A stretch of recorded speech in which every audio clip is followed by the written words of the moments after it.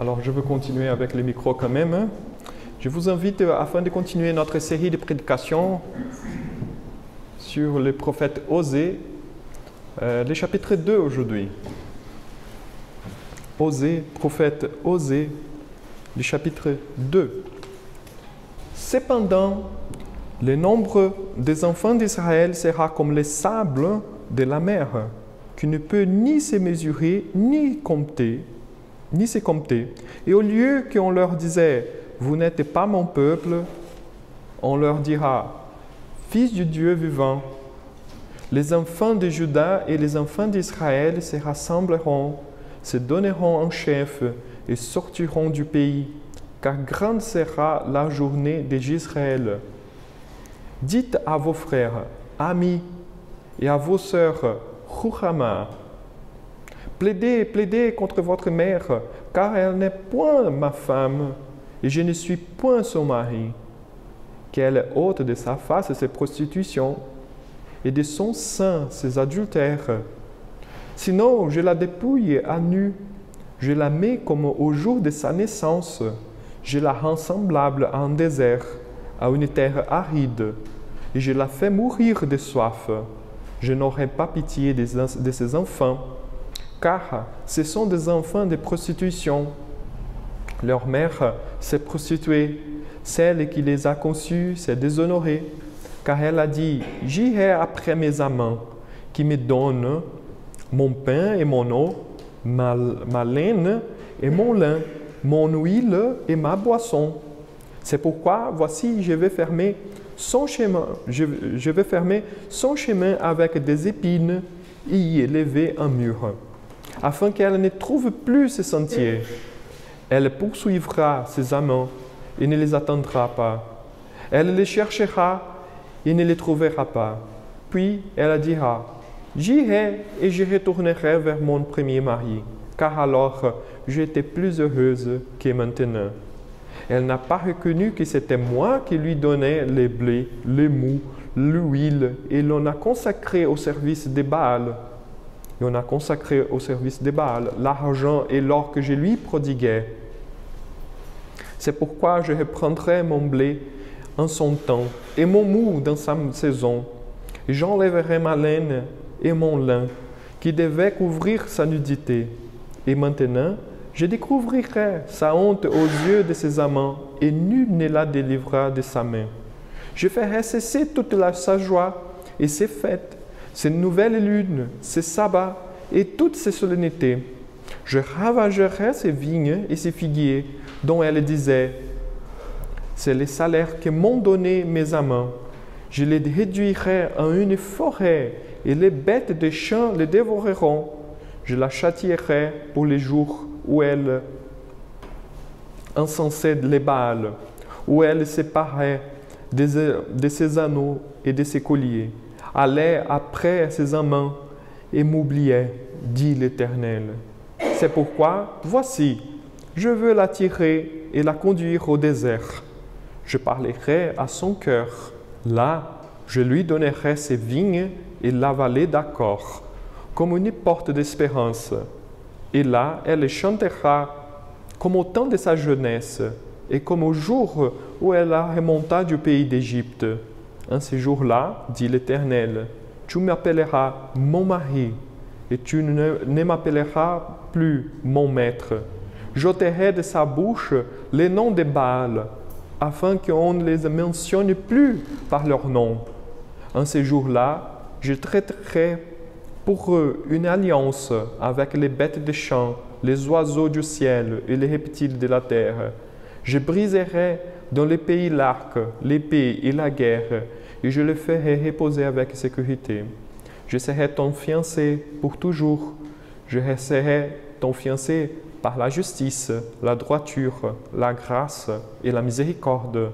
Je serai ton fiancé par la fidélité, et tu reconnaîtras l'Éternel. En ces jours-là, j'exaucerai, dit l'Éternel, j'exaucerai le ciel, et ils exauceront la terre. La terre exaucera le blé, les mous et l'huile. Ils exauceront Israël. Je planterai pour moi l'Ohurama dans le pays. et je lui ferai miséricorde. Je dirai à l'Oami, tu es mon peuple, et il répondra, mon Dieu. Je vous invite à la prière maintenant. Seigneur, notre Dieu, notre Père, nous te rendons grâce que cette prophétie, elle est bien accomplie dans nos jours. Nous étions un peuple, Seigneur, complètement égaré. Nous n'étions pas, Seigneur, ton peuple. Nous avons préféré, Seigneur, marcher loin de toi. Mais c'est toi que tu nous as cherchés. Et si aujourd'hui nous sommes là, si nous sommes en train de rendre culte à toi seul, le vrai Dieu, c'est grâce à ta miséricorde, car tu nous as fait miséricorde. C'est grâce à ton amour, car auparavant nous ne vivions, Seigneur, sinon ta haine. Merci, Seigneur, pour le privilège que tu nous accordes d'être là ce matin et de te rendre culte. De cette manière, nous voyons que ta prophétie, Seigneur, elle est vraie. Tu es fidèle à tes paroles, Seigneur. Et il y a encore des choses à s'accomplir. Et c'est pourquoi nous faisons confiance en toi seul. Et nous attendons, car tu es fidèle. Tu es le Dieu tout-puissant et souverain qui prend soin de toutes les choses. Seigneur, aide-nous à comprendre ta parole, la bien saisir, afin que nous puissions vivre, Seigneur, selon ta volonté. Donne-nous, Seigneur, ton Saint-Esprit, car il est le maître de l'Écriture par excellence. C'est au nom de ton Fils bien-aimé Jésus-Christ, notre Sauveur, que nous prions. Amen. Alors, imaginez-vous une situation. Vous êtes marié avec une super personne. Vous êtes bien dans votre mariage. Et du coup, vous découvrez que cette personne est en train de vous trahir avec n'importe qui. Quelle est votre réaction? Quelle est votre réaction? Cela est le cas que le prophète Osée vient de décrire dans son chapitre 2. Nous voyons des passages assez durs du prophète Osée. Mais je vous invite à tenir en tête toujours le fait que Dieu était marié avec un peuple. Et ce peuple, au lieu de maintenir la fidélité, a préféré aller à gauche, à droite pour se prostituer. Maintenant, Dieu doit régler la situation, car c'est allé trop loin, trop loin. Dans notre texte aujourd'hui, j'aimerais bien vous inviter à faire une réflexion de deux parties. D'abord du verset 1 jusqu'au verset 15, nous allons voir un divorce et deux paraboles que Dieu va employer pour parler à son peuple. Après, la deuxième partie, c'est la fin surprenante de cette histoire, de ce thème du divorce. C'est pourquoi le thème de cette prédication, je vous invite à réfléchir sur une procédure de divorce avec une fin surprenante. Donc le texte est clairement divisé dans ces deux parties, verset 1 jusqu'au verset 15 et le verset 16 jusqu'au verset 23. Alors, dans ce premier moment, ce divorce et les deux paraboles que Dieu va raconter dans ce texte, il commence en s'identifiant, Dieu s'identifie en tant qu'un mari trahi. Sa femme a causé beaucoup de dégâts dans cette relation et maintenant, il est obligé de répondre aux infidélités de sa femme. Alors, il ne peut pas établir un processus de divorce, car qui serait le juge entre Dieu et son peuple? Qui peut être le juge pour régler cette affaire entre Dieu et son peuple? Personne.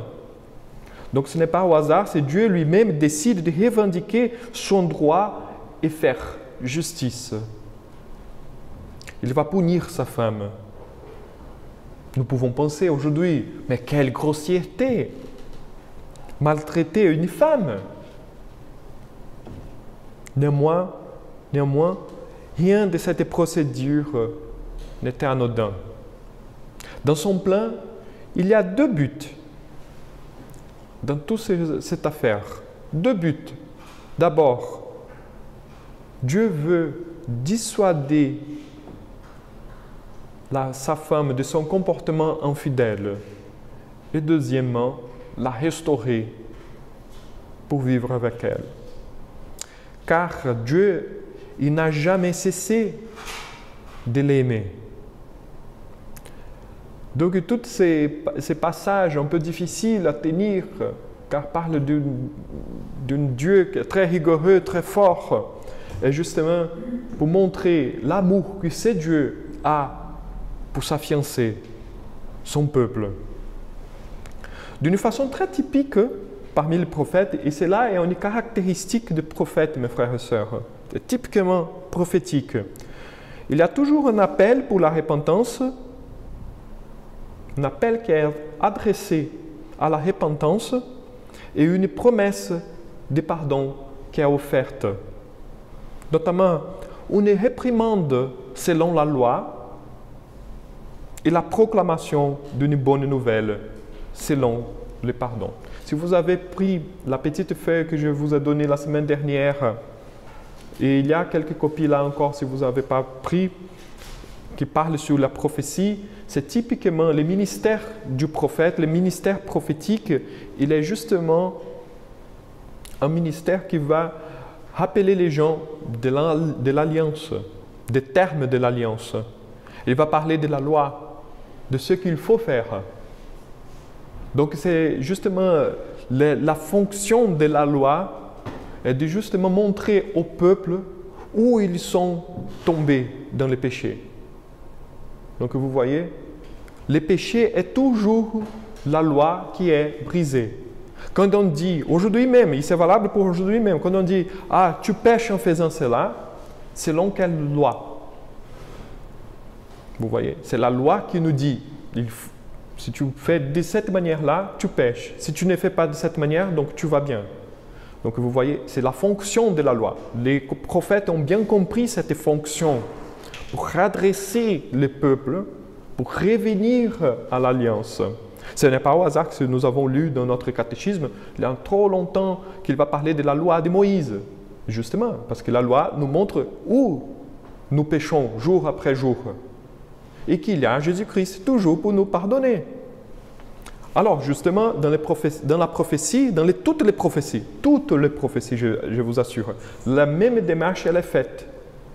Les prophètes montrent par la loi le péché, le mal, où ils sont tombés, et en même temps, les prophètes, ils prononcent une parole en offrant le pardon, la grâce et la miséricorde. Comme dans l'Évangile, la même chose. Les prophètes, en effet, ils sont les précurseurs de l'Évangile. Ils parlent de l'Évangile tout le temps. Toutes les prophéties sont des prédications de l'Évangile sans arrêt dans l'Ancien Testament. Donc les prophètes, ils proclament cette bonne nouvelle. Vous avez péché, mais si vous vous repentez de vos péchés, c'est sûr et certain que Dieu va vous pardonner. C'est toujours le même chemin, la loi qui conduit à la grâce. Jamais au contraire. Dans notre société, et parmi beaucoup des églises, nous avons la tendance de parler plutôt de l'amour de Dieu et ne pas parler de la loi de Dieu. Mais ce schéma, il ne marche pas. Il est joli, il est un discours joli, mais qui ne marche pas. On dit Dieu t'aime. Oui, c'est vrai. Mais cela ne mène pas à la repentance. Donc c'est le rôle de la loi de me dire qui je suis vraiment. Et après offrir la grâce. C'est ça que le prophète Osée dans ce chapitre 2, il est en train de faire avec le peuple d'Israël. Offrir la grâce en démontrant où ils sont tombés. L'avertissement de la chute et la réparation selon l'Évangile. Donc il y a l'Évangile déjà ici, en Osée chapitre 2. Les fils rouges de l'histoire d'Israël, si on pourrait dire. Une invitation à se repentir du péché afin de vivre la grâce divine qu'ils ont déjà vécue dans le passé. Donc et là est l'aggravant du peuple d'Israël. Ils savent exactement qu'est-ce que c'est vivre selon la grâce. Parce qu'ils ont déjà vécu pendant les temps de Moïse.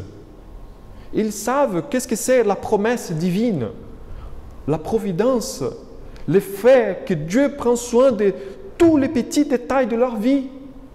Et que s'ils passent pour des moments de difficulté, ça fait partie du plan divin et Dieu viendra à leur secours. C'est là l'histoire d'Israël dans une petite phrase. Même si ce passage est une métaphore, il représente très bien Dieu avec sa passion divine de sauver son peuple. Vous voyez, il ne manque pas d'opportunités pour le salut. Nous voyons que l'attitude de Dieu envers le peuple et le monde est celle d'amour, selon les mots du prophète Osée. Vous n'êtes pas mon peuple, mais je vais vous faire mon peuple encore. Vous êtes allés au Baal, mais vous allez m'appeler mon mari. Et en hébreu, Baal, ça veut dire mari. Un homme marié avec une femme, la femme, normalement, lui l'appelle en tant que Baal. Donc, Baal, c'est lui qui exerce l'autorité. Donc, Dieu il est en train de dire, vous allez arrêter d'aller vers les autres Baals qui ne sont pas vos maris. Et vous allez confesser que moi, je suis votre mari. Je suis votre Baal. Ainsi, mes frères et sœurs, ici, je profite pour vous dire une chose, simplement qu'il s'agit d'une fausse image que certaines personnes essayent de propager, que le Dieu de l'Ancien Testament est quelqu'un de terrible et que le Dieu du Nouveau Testament, dans le Nouveau Testament, est quelqu'un qui tolère toutes les fautes. On voit que les mêmes dieux de l'Ancien Testament qui ont dit « Ouh là là, il est terrible ce Dieu, qu'il est toujours en colérique », il n'est pas si colérique comme on fait l'image dans notre tête. Au contraire, il est exactement le même Dieu dans le Nouveau Testament qui offre le pardon sans arrêt à son peuple.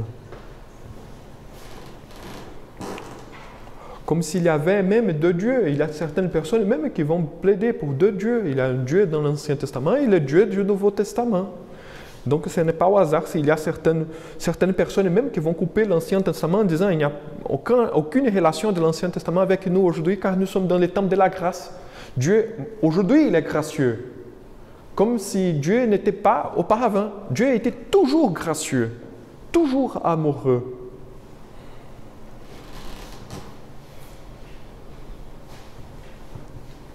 C'est le même Dieu aujourd'hui qui est en train de mettre en place son plan pour restaurer un peuple pour soi-même. Alors, le passage de ce matin est une longue réponse que Dieu va donner à Israël à une question qui apparaîtra au chapitre 6, simplement, au verset 4, c'est sur la petite feuille même. « Qui te ferait, je, Ephraïm ?» Dieu pose la question. « Qui te ferait, je, Ephraïm ?» Avec tous ces péchés-là, qu'est-ce que je ferais avec toi? Réponds-moi. Si tu étais à ma place, comment tu allais procéder? Donc la réponse à cette question du chapitre 6 au verset 4, elle sera donnée tout au long, à partir de ce chapitre 2 jusqu'au chapitre 14 du livre de Osée. La réponse commence à être donnée dès maintenant. Donc bien sûr que ce n'est pas une réponse complète là que nous venons de lire. C'est une partie. Pour cette réponse, il y a deux aspects. D'abord, un immédiat et un second, plus ultime dans le temps. Donc d'abord, je vous invite à réfléchir sur cet aspect immédiat. Immédiatement, Israël sera châtié à cause de ses péchés. Même s'ils demandent pardon, il y a toujours les conséquences de leur faute. Donc Israël sera châtié quand même. C'est comme un criminel qui regrette, qu'il repente de ses péchés, de son mal, mais quand même il va en prison. Car son crime n'est pas pardonné tout simplement parce qu'il a demandé pardon à Dieu. Donc il faut être jugé, il faut être mis en prison, il faut payer sa dette. La même chose ici. Immédiatement, Israël sera châtié.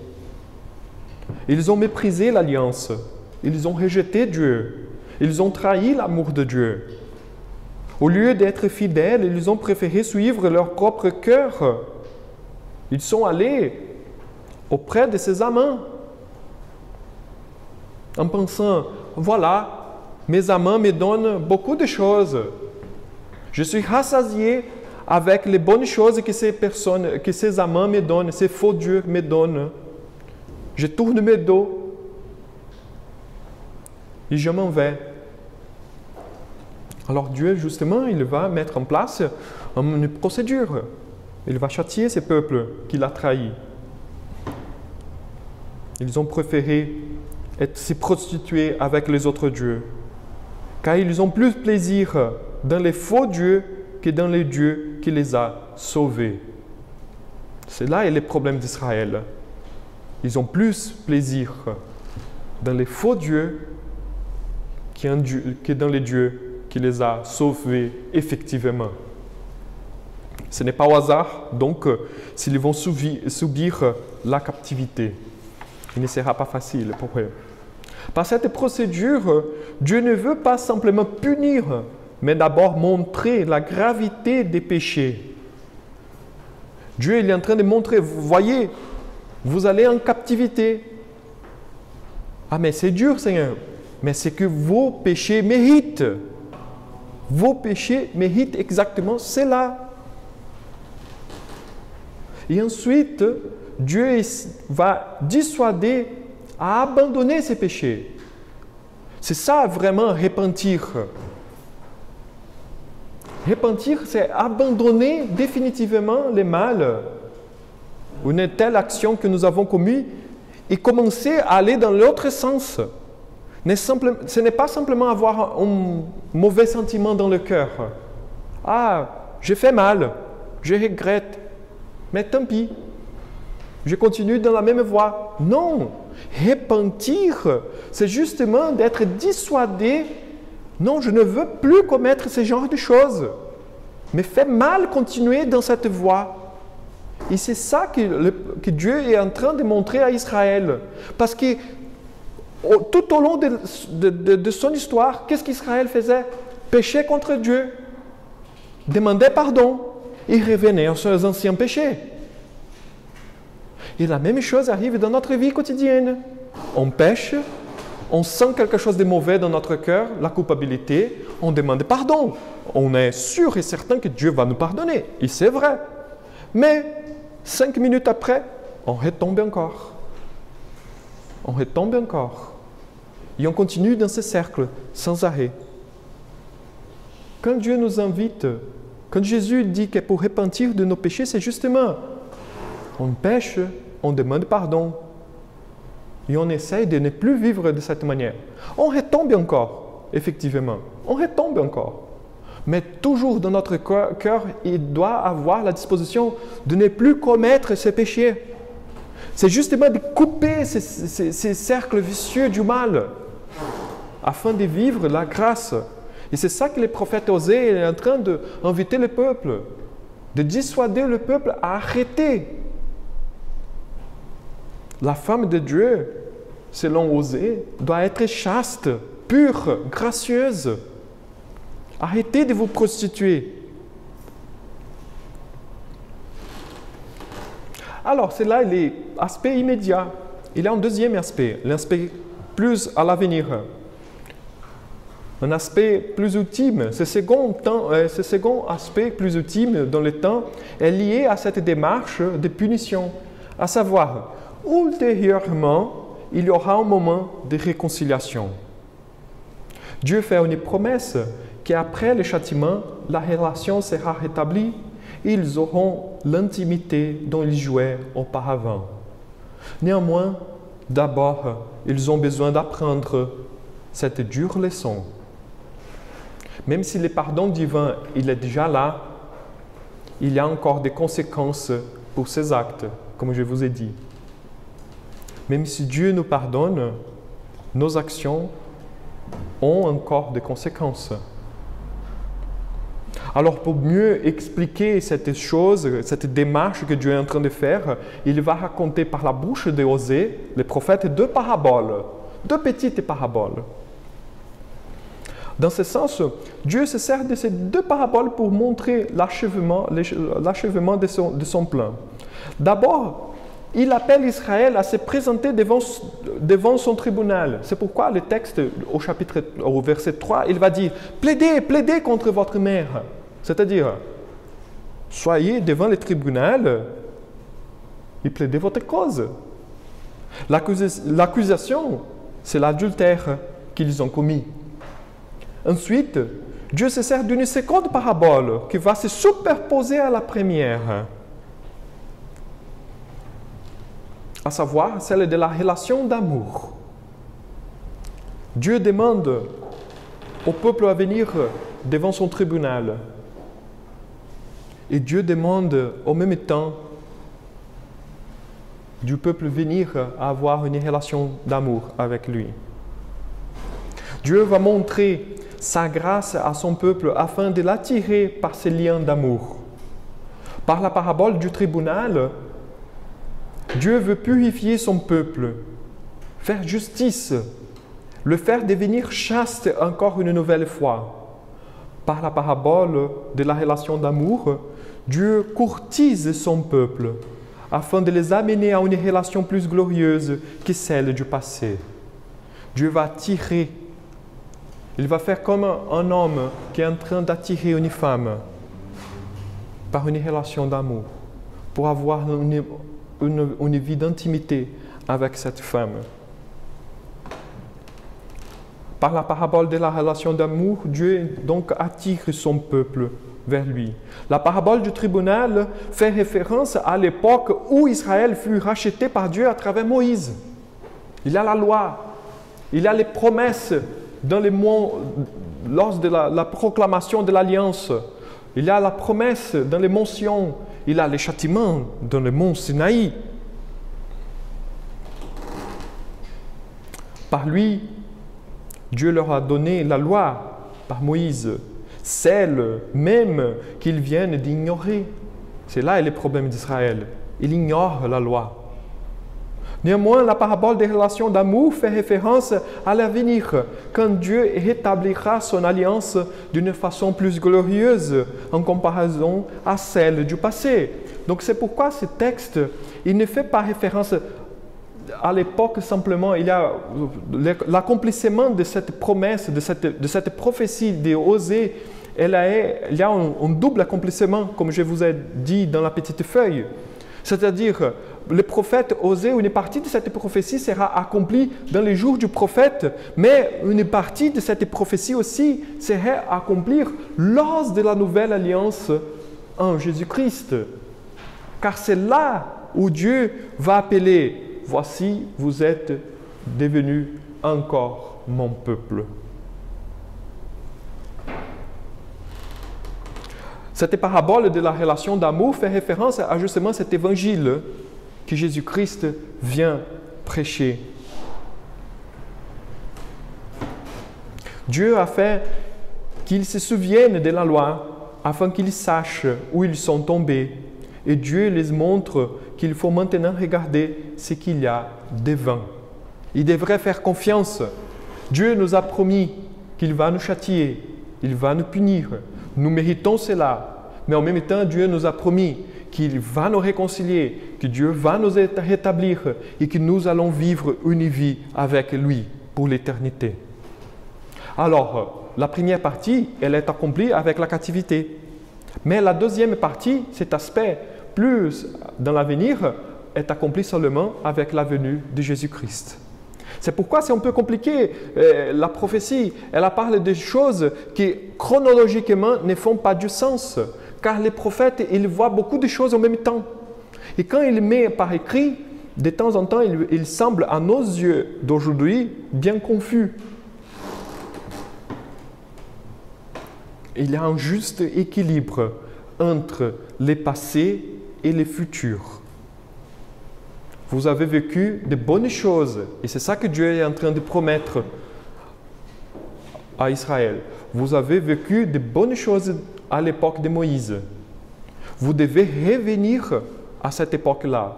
Mais il y a quelque chose de beaucoup plus grand, beaucoup plus glorieux à l'avenir. Il faut garder vos yeux là, devant vous.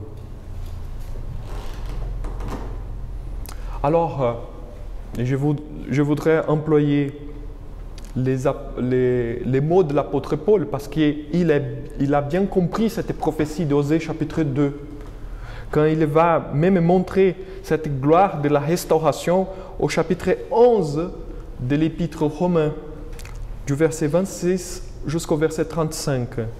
L'apôtre Paul, il fait écho à cette prophétie que nous venons de lire dans le chapitre 2, en Romains chapitre 11, du verset 26 au verset 35, pour montrer comment est la mise en place de cette promesse. L'apôtre, il dit, « Car je ne veux pas, frères, que vous ignoriez ces mystères, afin que vous ne vous regardiez point comme sages. C'est qu'une partie d'Israël est tombée dans l'endurcissement, jusqu'à ce que la totalité des païens soit rentrée. Et ainsi, tout Israël sera sauvé, selon il est écrit, le libérateur viendra de Sion, et il détournera de Jacob les impiétés. Et ce sera mon alliance avec eux, lorsque j'ôterai leurs péchés. Et ce qui concerne l'Évangile, ils sont ennemis à cause de vous, Juifs. Mais en ce qui concerne l'élection, ils sont aimés à cause de leur Père. Car Dieu ne se répand pas de ses dons et de son appel. De même que vous avez autrefois désobéi à Dieu et que par leur désobéissance vous avez maintenant obtenu miséricorde, il parle des païens maintenant. De même, ils ont maintenant désobéi, afin que, par la miséricorde qui vous a été faite, ils obtiennent aussi miséricorde. Car Dieu a renfermé tous les hommes ici, ce n'est pas tous les hommes de la planète, toutes les personnes, c'est tous les hommes, soit juifs, soit païens. Il a renfermé tous les hommes, ces deux classes de personnes, dans la désobéissance, pour faire miséricorde à tous, c'est-à-dire à faire miséricorde à ces deux classes de personnes, juifs et païens. Ô profondeur de la richesse, de la sagesse et de la science de Dieu, que ces jugements sont insondables et ces voies incompréhensibles. Car qui a connu la pensée du Seigneur ou qui a été son conseiller, qui lui a donné les premiers pour qu'il ait à recevoir un retour? C'est de lui, par lui et pour lui que sont toutes les choses. À lui, la gloire dans tous les siècles. Amen. Donc l'apôtre Paul est en train de dire, voici, Israël est tombé dans l'endurcissement. Une partie d'Israël. Ce n'est pas tout le monde. Il y a des gens qui vont se repentir. Parce qu'il y aura un moment donné que le plan de Dieu sera complètement dévoilé. Quel est le plan de Dieu? Qui n'est pas simplement un peuple ethnique qui est sauvé. Que ce n'est pas Israël en tant que peuple ethnique qui est le peuple de Dieu. Mais qu'il représentait dans l'ancienne alliance le vrai peuple de Dieu, qui est compris de toutes les gens, de toutes les nations. Israël est tombé dans l'endurcissement et cela a aidé Dieu à accomplir son plan. Par la chute d'Israël, Dieu a tourné ses yeux vers les païens par le ministère de Jésus-Christ. Il est venu pour les siens, mais les siens ne l'ont pas reçu. il n'y a pas de peuple, comme je souligne toujours. Il n'y a qu'un seul peuple.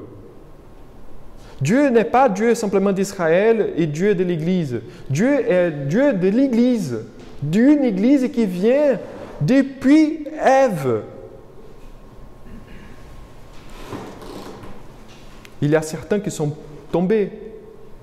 Et par la chute de certains, Dieu a fait grâce aux autres. De la même manière, quand certains se sont tombés, Dieu fait grâce à celui qui sont là maintenant. Donc c'est un aller-retour tout le temps, la grâce divine vers soit aux païens, soit à Israël. C'est ça une chose que je souligne toujours dans les études bibliques. Il y a une différence. Ce n'est pas que Dieu a deux peuples, mais il y a une différence entre les Juifs, les Israélites, parce que le judaïsme, juif c'est la religion, israélite c'est la nationalité. Il y a une différence entre les deux, entre les païens et les juifs, ou les israélites. Nous sommes des païens. Nous sommes des païens. Nous ne devrions pas être là, mais nous sommes là, car Dieu nous a sauvés par l'amour à Jésus-Christ. C'était son plan depuis l'éternité. Donc la prédication de l'Évangile a été faite pour nous de telle manière que nous avons compris cette prédication. Par contre, pour les Juifs, qu'ils ont la loi de Moïse, l'appel de l'Évangile est justement pour revenir à comprendre cette loi. C'est pourquoi il y a une différence dans la prédication de l'apôtre Paul, par exemple, en Actes chapitre 13, quand il est dans une synagogue, et Actes chapitre 17, quand il est avec les Grecs. Pour les Grecs, l'apôtre Paul il va raisonner selon la philosophie grecque. Il va prêcher l'Évangile selon la religion grecque. Mais pour les Israélites, pour les Juifs, l'apôtre Paul ne va pas raisonner de cette manière. Il va raisonner selon la loi, selon l'histoire d'Israël. Et l'apôtre Paul, tous les apôtres, en effet, ils vont raisonner de cette manière pour dire, vous voyez, le Messie que nous attendons, il est là maintenant. Ici, Jésus-Christ, il est beaucoup plus supérieur à Moïse. La grâce de Jésus-Christ, elle est beaucoup plus supérieure que cette grâce qui a été avec nous, avec nos pères, quand ils étaient avec Moïse. On regarde derrière, on voit ce temps-là, mais avec nos yeux toujours fixés sur l'accomplissement de la promesse que c'est Jésus-Christ, car il est supérieur à ce que nous avons vécu.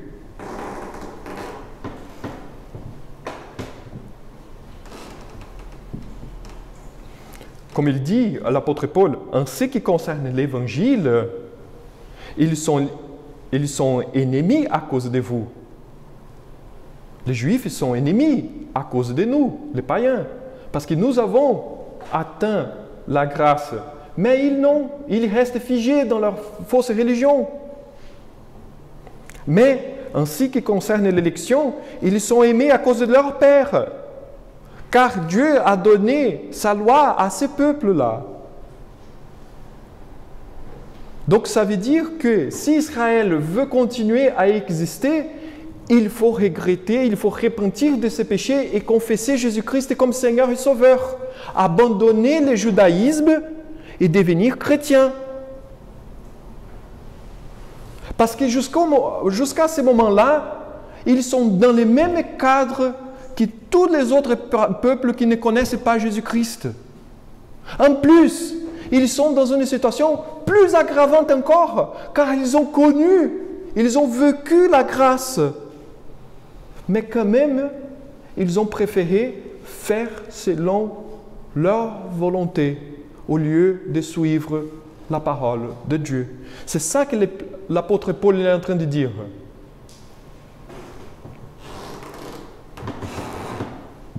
L'appel de Dieu pour la conversion, pour les Juifs, il est là. La loi, elle est là. Ils savent comment ils devront agir. S'ils n'agissaient pas comme ça, ils pêchent. C'est pourquoi Dieu a renfermé tous les hommes dans la désobéissance pour faire miséricorde à tous. Et comme je vous soulignais pendant la lecture, ce n'est pas tous, absolument les personnes. Parce qu'ici, Dieu a enfermé, c'est un raisonnement simple, car si Dieu a enfermé tous les hommes dans la désobéissance pour faire miséricorde à tous, ça veut dire que toutes les personnes seront sauvées. Est-ce que toutes les personnes seront sauvées?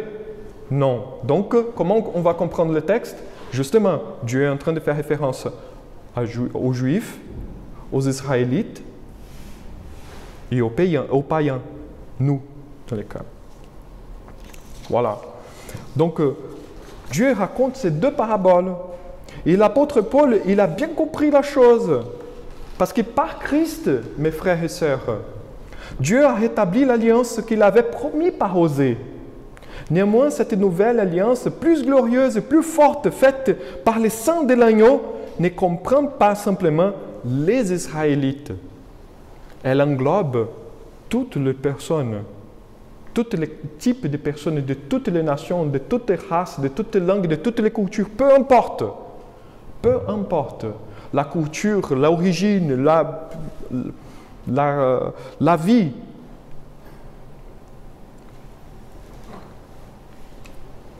L'alliance, maintenant, elle est élargie.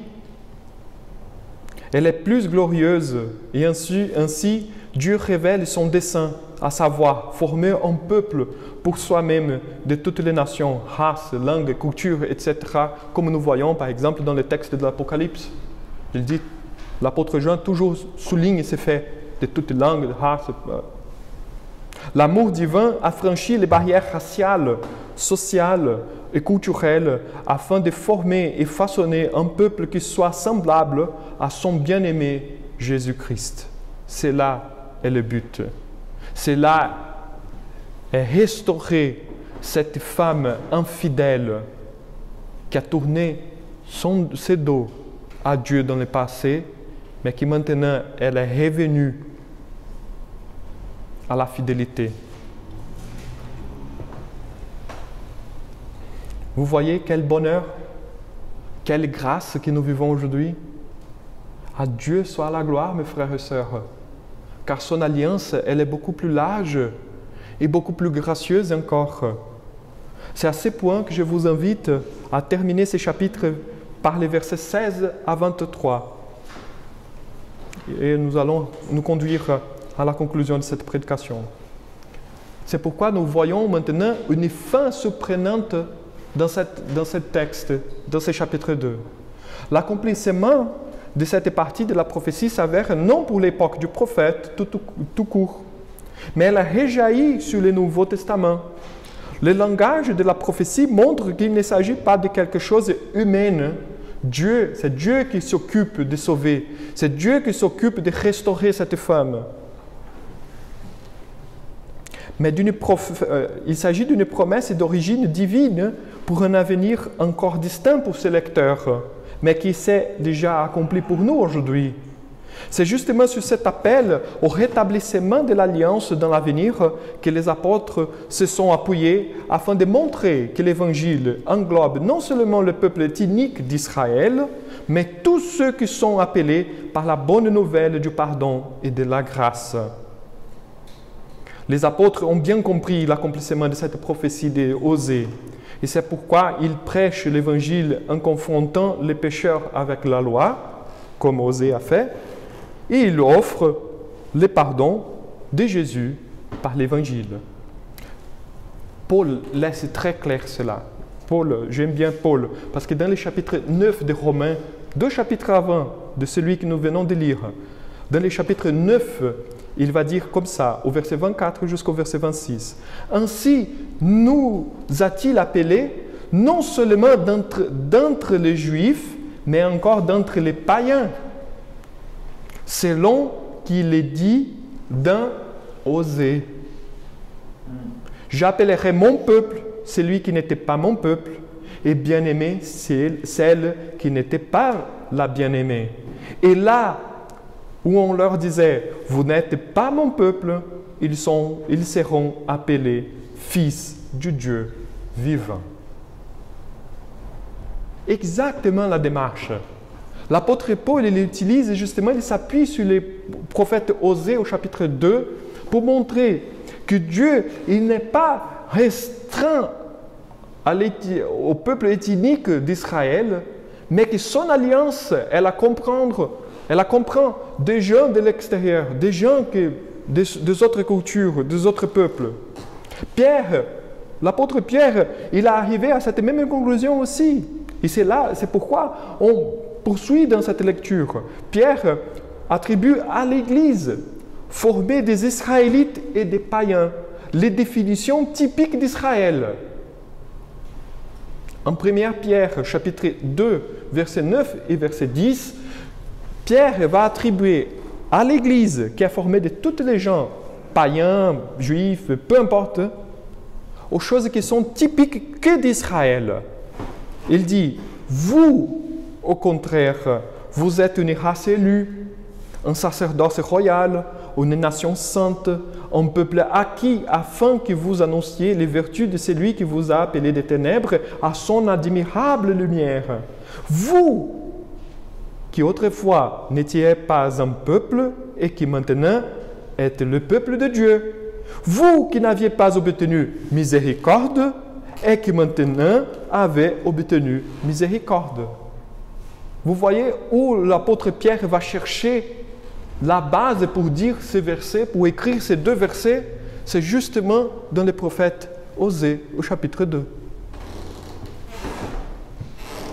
Alors, en guise de conclusion de cette prédication, je vous invite à voir la beauté du plan divin pour le rétablissement de son peuple, duquel nous faisons partie aujourd'hui.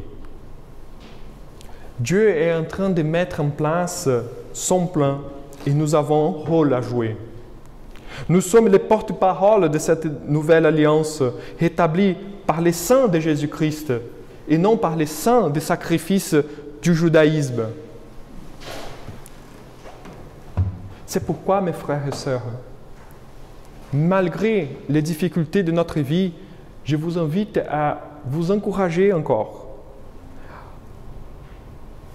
Efforçons-nous pour faire répandre cette bonne nouvelle du pardon et de la grâce à ceux qui ne connaissent pas.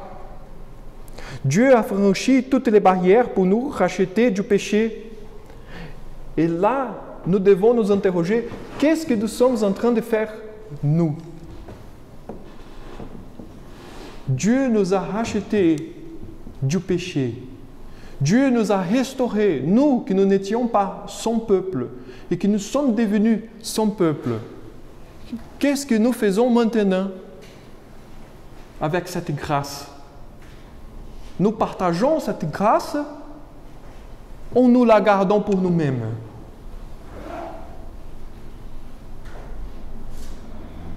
Je vous invite à la prière.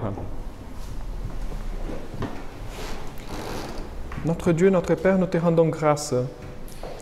Merci Seigneur pour ton alliance qu'elle a élargie aujourd'hui, que tu as restauré Seigneur ton peuple. Et ce peuple n'est pas compris comme une nation seulement ethnique, mais justement une grande nation faite de tous les peuples, de toutes les nations, de toutes les cultures, de toutes les langues de cette planète. Nous te demandons humblement, Seigneur, que nous puissions porter ta parole, Seigneur. Nous puissions, Seigneur, rendre témoignage de ton évangile qui rachète les pécheurs de ses péchés et qui lui donne la vie, une vie renouvelée en Jésus-Christ.